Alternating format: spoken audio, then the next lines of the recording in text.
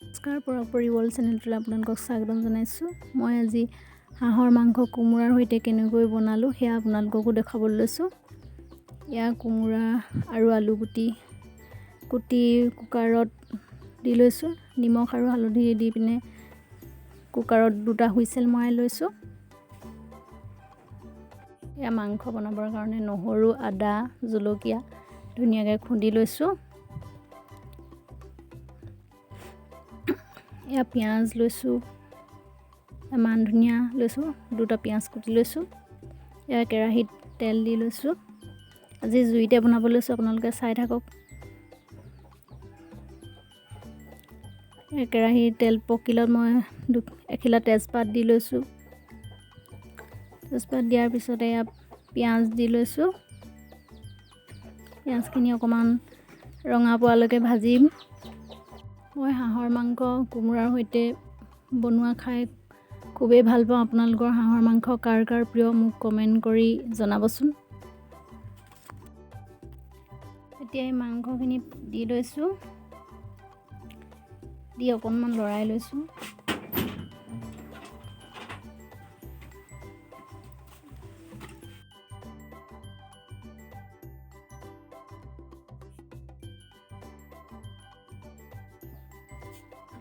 এতিয়া আদা, নহৰু, জলকীয়া পিচাখিনি দি লৈছোঁ, দি আকৌ খুব ধুনীয়াকৈ লৰাই লৈছোঁ।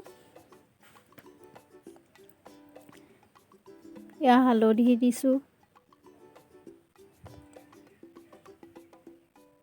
নিমখ দিছোঁ,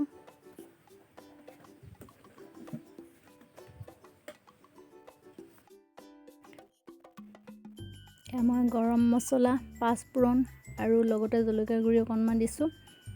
মই কমকৈ দিছোঁ। এয়া চাওক, মাংসখিনি খুব ধুনীয়া ৰং হৈছে। এয়া বইল কৰি লোৱা কোমোৰা আৰু আলু এয়া দি লৈছোঁ, দি ধুনীয়াকৈ লৰাই লৈছোঁ।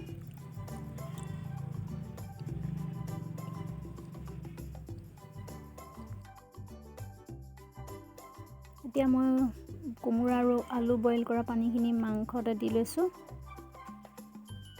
এয়া খুব ধুনীয়া উতল আহিছে।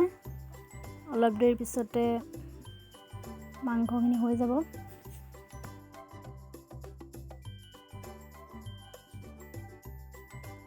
এতিয়া মাংসখিনি নমাব হৈছে। নমোৱাৰ আগে আগে মই কাটি থোৱা মান ধনিয়া পাতখিনি দি লৈছোঁ। অলপ দেৰি পাছতে নমাই থ'ম।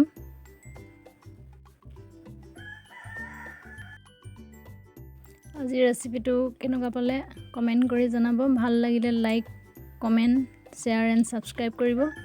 আজিলৈ ভিডিঅ'টো ইমানেই সামৰিছোঁ। ধন্যবাদ।